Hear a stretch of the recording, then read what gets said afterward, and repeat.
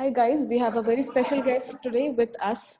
His name is Tenzing Niyogi and who is the CEO of Ultimate Coco League. Welcome Tenzing. Thank you, Arshi. So Tenzing, it's a pleasure to catch up with you and we're having this conversation. And for the audience, the topic of conversation, and we will be talking a lot about Coco. So I believe most of the audience, they are already aware that Ultimate Coco League is in making. Although the dates and all are yet to come because there is a lot of work which is being going on the grassroots level. So Tenzing, tell us that how did this idea of Ultimate Coco League popped up to your mind? Well, that's a that's a great way to start the conversation. So this happened while I was with EY. I was heading the sports advisory practice there. We were doing multiple things there in terms of fan engagement and social interactivity and multiple other things. Apart from, of course, looking at multiple business P&Ls for a lot of leagues. Uh, and that's where me and my team we actually came about with this thought of let's do something with coco, right? Because that was the only other indigenous sport which is available. So we started thinking aloud. We connected with the IOA. Eventually, I met up with Sudhanshu Mittal, President KKFI, and we had a brief chat. And he was looking at an investor. So I approached Amit Berman, and he was very excited, of course, from the word go. On a WhatsApp, he said that let's take this forward, let's discuss the PNL. And within 3 days, I took him through a PNL, went and met up with Sudhanshu. And I think that's where Ultimate Coco was born. Post that, it was a good solid 10 months of legal paperwork going back and forth between the KKFI and Mr. Berman and and then yeah, we sort of forged the agreement there, and here we are. Yeah, great. And I feel Amit Burman and with him Dabur coming on board, and Dabur is again a very trustworthy brand, more so for an Absolutely. indigenous sport, right? So was it like, okay, a good marry between the two ideas, a brand and a relevant idea of Coco League? So was there that kind of thought involved? No, no, nothing of that sort. No, it was fairly organic, I must say. Although it looks fairly staged now, but it was absolutely organic. Especially with COVID and Dabur doing excellently, well in the markets. And it's been a 135-year-old Indian brand. It's you can't get more Indian than that. You can't get more grassroots than that. You can't get more rural than that. But I think what was very heartening with Amit was the fact that he's been a fabulous investor in non-cricketing sports. So that's one. So we had met Amit earlier as well for multiple other properties which are going around while in EY, and he's always had a very open ear to unique investments. Let's just put it that way.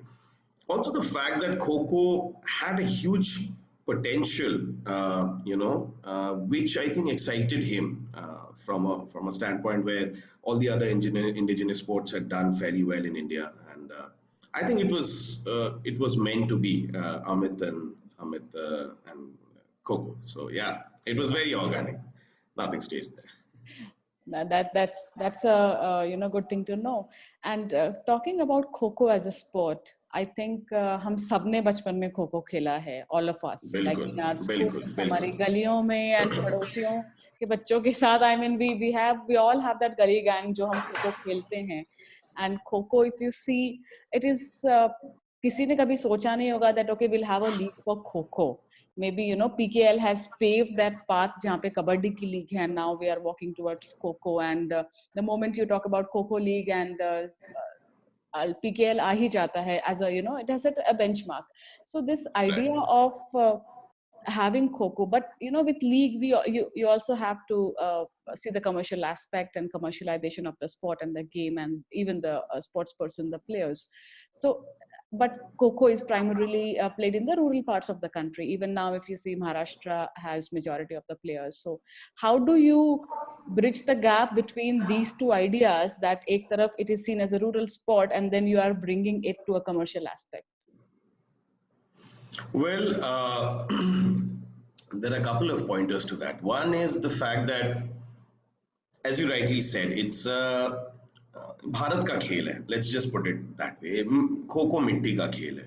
Hmm. So हर शहर में हर गली में खो खो खेला जा रहा है, right? Maharashtra is a very very big market, as you rightly said, but so are other markets. That's the unique part of Kho. So Madhya Pradesh, for example, Kho has two state associations within Madhya Pradesh. One is called Madhya Bharat and one is called MP, right? In Maharashtra, it has three state associations. So the growth of Kho, Jammu Kashmir, as a matter of fact, is a huge platform for Kho there. And we are actually, as a matter of fact, I met up with someone yesterday who was actually contemplating to pick up a team from Jammu, Wow. which has never happened. And as soon as he said that to me, I can't name the gentleman. He's a cricketer, and I was fairly taken aback, to be honest. But his logic was that छोटे शहरों में या छोटे states में जहाँ पे इतना entertainment value नहीं मिल रहा है, जहाँ पे कोई लाइव मैचेस अभी तक गई नहीं है, I think that sense a spectacle of on ground would be great.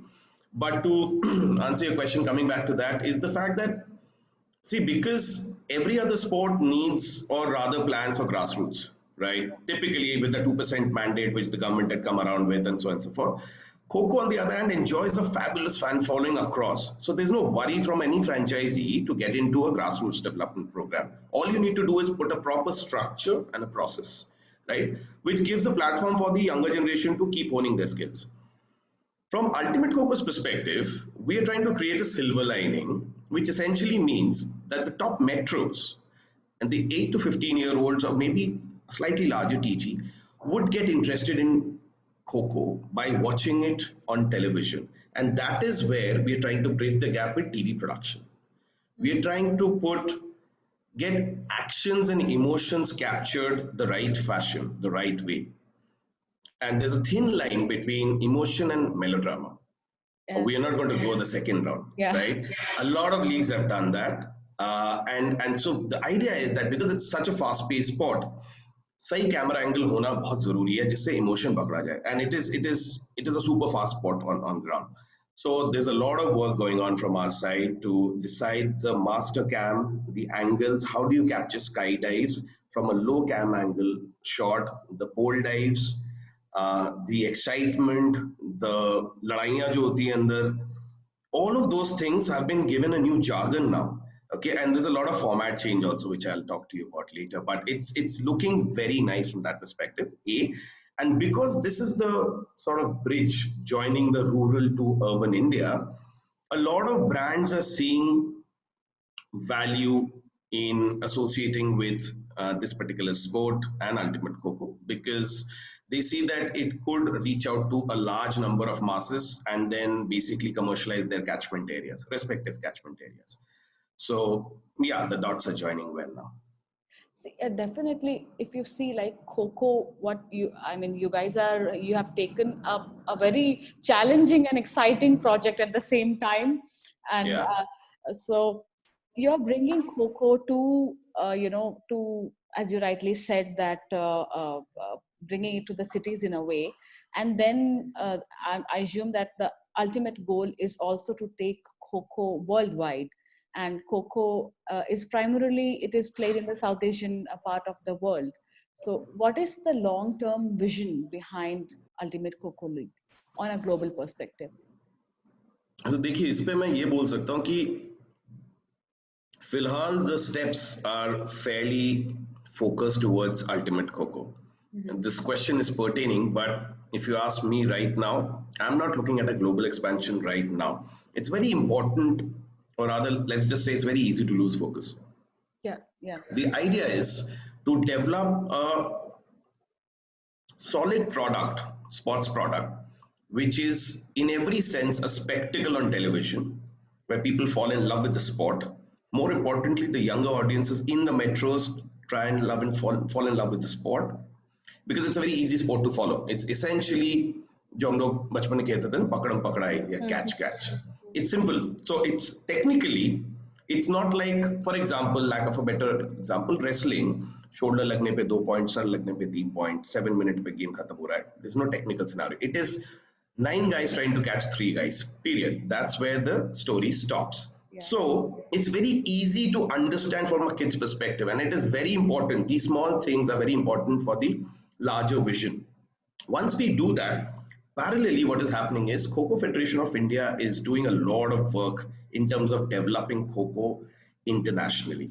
So I was part of a presentation last week in Delhi uh, with one of the ministries, and there what they're trying to do is they're trying to sort of spread the sport across almost 50 countries. It currently resides in upwards of 33 countries as we speak. There is training happening by the Kho International Federation. There are players in Korea who've come to India to play a test match in Indore, which was basically honored by erstwhile Lok Sabha Speaker Sumitra Tai. She's the chief patron of Kho Association in Madhya Pradesh. So South Korea is playing. There is Afghanistan playing. There's Iran, Iraq, London. There's Belgium. There are multiple countries in Africa who started playing. And imagine a 6 footer Kho player coming in and doing a skydive. So it's actually growing. Yes, there are baby steps, as I said. It's starting off. The best part is right now the government is supporting. The Honorable Sports Minister Shri Kiran Rijiju ji. He has been an instrumental sports minister with an extraordinary vision, right? Extraordinary foresight. So he believes the fact that because मिट्टी का खेल है वो यहाँ पे बढ़ेगा, एक professional structure मिलेगा उसको यहाँ पे. इसके अलावा धीरे धीरे करके we will get inclusions of foreign players also. Once that starts happening, there'll be international syndication of television. The league will reach out to multiple TV sets across overseas. Once that happens, there will be an organic fan following which will be created, and eventually we will we are already a part of the representative sport in Asian games. Eventually the idea is to reach Olympics one day, but long way from now. So hence I say focusing only at the current step, one step at a time. Definitely, I'm sure, I'm sure. And you know, Yeah, you mentioned the word product when we were speaking now, and I totally get your vision and Mr. Amit Burman's vision and the entire federation who is putting in so much of effort. But you know, the कोई भी league या कोई भी sport बिना अच्छे players के कुछ भी नहीं होता, right? And all of the बिल्कुल अटेंशन बिल्कुल. We get and everything, but in terms of kho kho, because ये बहुत ही जमीन से जुड़ा हुआ खेल है और इसमें अभी तक उतने टेक्निकलिटीज नहीं इन्वॉल्व हुए हैं. So the players whom you are eyeing to take for the league, the various teams, इनके डेवलपमेंट के बारे में अगर आप थोड़ा बताएंगे कि because I was we covered this event yesterday about the scientific training camp which happened, Right, तो उसके right. बारे में just tell our audience. So I think what is happening with the players is that as you've actually um, asked a very pertaining questions. I believe that the sports athletes have to be given due respect in India, which a lot of indigenous sports don't give. And I'm a firm believer. Having been a sportsman myself, I know how important it is. And very soon they're going to turn into superstars, few of them in this particular league, and they have a bit of an idea as to what's coming around the corner. But what is happening now with the scientific camp is that we pretty much, in my mind, are one of the first leagues to having invested in a sports scientific high performance training camp with in partnership with SGT and Manav Rachna to create a 30-day long camp. There are 138 athletes there.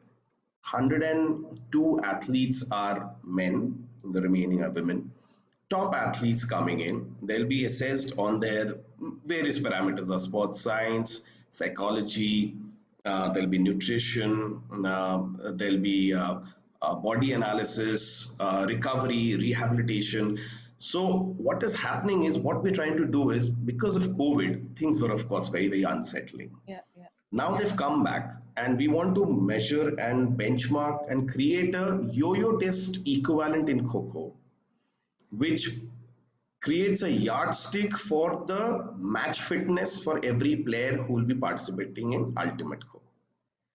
So, and because this sport is so fast paced and it has been used as a warm up sport in multiple other, so cricket, BCCI has been using Kho as a warm-up sport for the longest time. Mm. I remember I was talking to Suresh Raina and he was saying that during the Champions Trophy before the Pakistan match, these guys typically used to play Kho in front of, when they have key matches, big matches, because the warm-ups are much bigger. It's better than, say, maybe playing volleyball or football. Mm-hmm. So the overall body dynamics actually opens up. So hence, I think all of this put together is creating a fabulous platform for us right now. The way we're going to benchmark is that we've already taken all their parameters in terms of their body analysis, mental health, where they stand in terms of grooming, which is a before scenario, and then 30 days later we're going to do an after scenario, Mm-hmm. and all the dynamics and all the data will be exploited, will be put into the document, and we will see where do they stand currently, and eventually then we start backtracking from our draft, which is going to happen in a couple of months, where we create them and make them match fit in terms of performance, which will be preceded, the draft will be preceded by the national championships done by the KKFI. So it's all a very structured process that you do the camp now, then there are demo league matches which will be created where we'll shoot them for the production angle, the camera angle. After that, they get into national championship. Post that, they perform and they become match fit and statistically are absolutely available for the draft. So when the teams buy these guys, every penny is worth the money that they're spending against play. Correct. Yeah. Yeah, that's true. In fact, because I remember around April 2019, this news came that Ultimate Kho League hoga, and then my team, we were closely following up on that news, and then often we Yeah, I discussed know. कि अरे होगा भी या नहीं, and then we got in touch with people, and we got to know that okay नहीं अभी काफी groundwork चल रहा है, which will eventually make the game and the league more exciting. So we are really looking forward to that. And tell us, a tentative timeline ki league kab honi hai, because I'm understanding ki pandemic ke wajah se a lot of things are uncertain. But as per your plan, how is it? I can only give you tentative plans right now, Arshi, but okay, all I can tell you is that we've done well in pandemic. We've really done well. Our team has been working very closely with all the commercial partners, stakeholders, team owners, and our broadcast partners.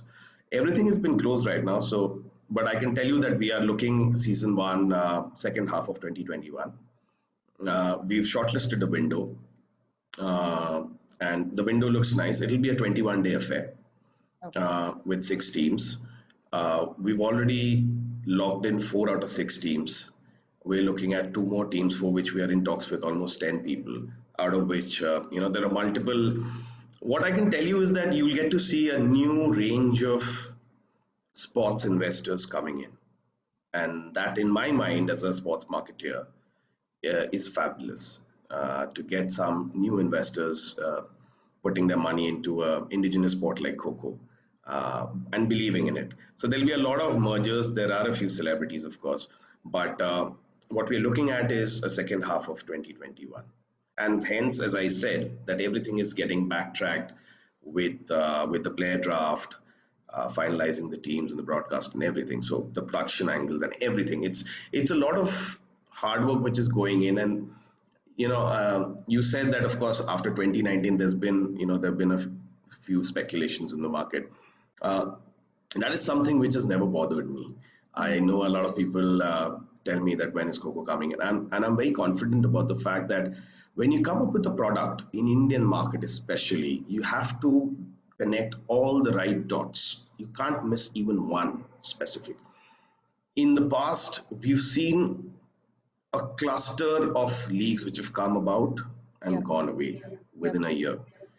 I'm There are glad you multiple spoke reasons. because I was hesitating to say that statement.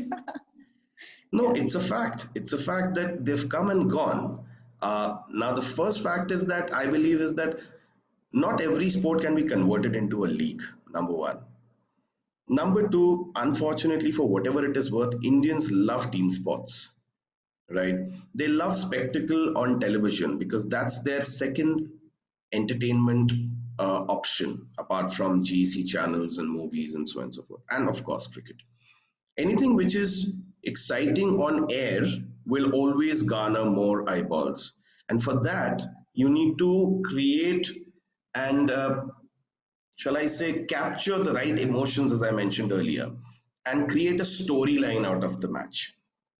If you create a story, then you're showcasing live sports with emotions, Hmm. and that is where the reality lies, that's where success lies. So Yeah. all our time till now has been dedicated in fine tuning every little minute detail in order to understand that how can we make this a grand success.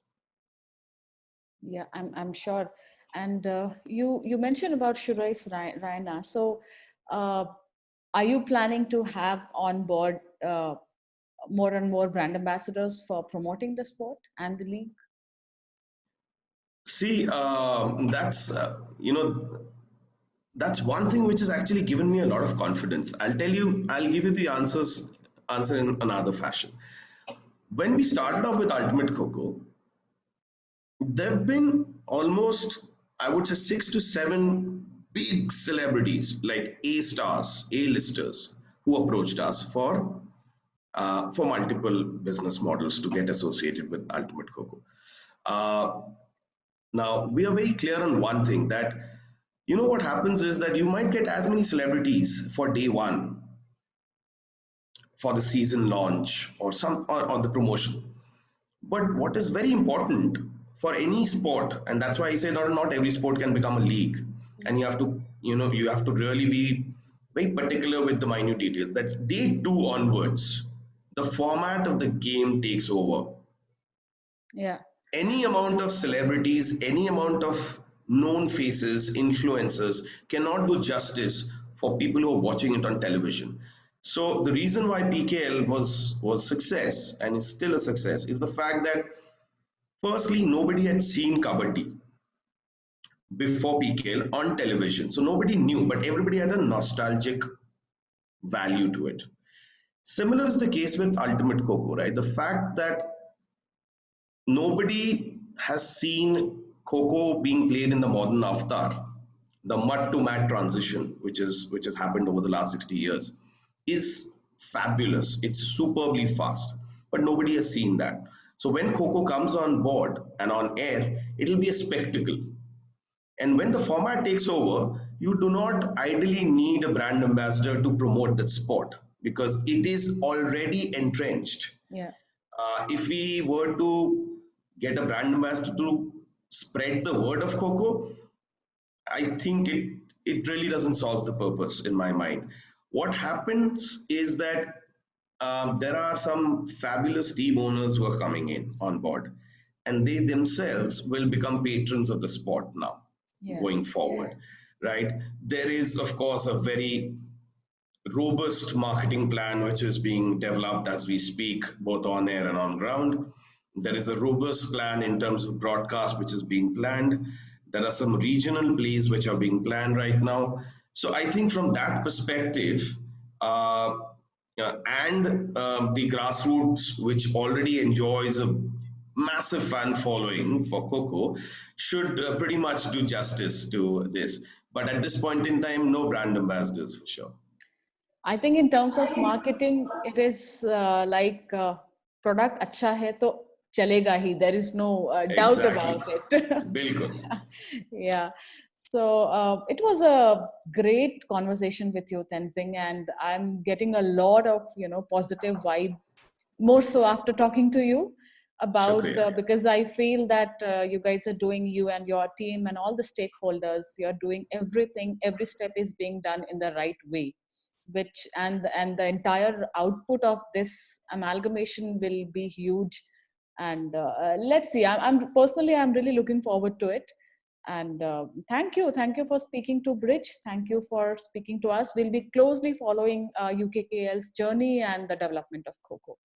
Thank you. Thank you so much, Arshi. It was a pleasure talking to you. Thank you so much.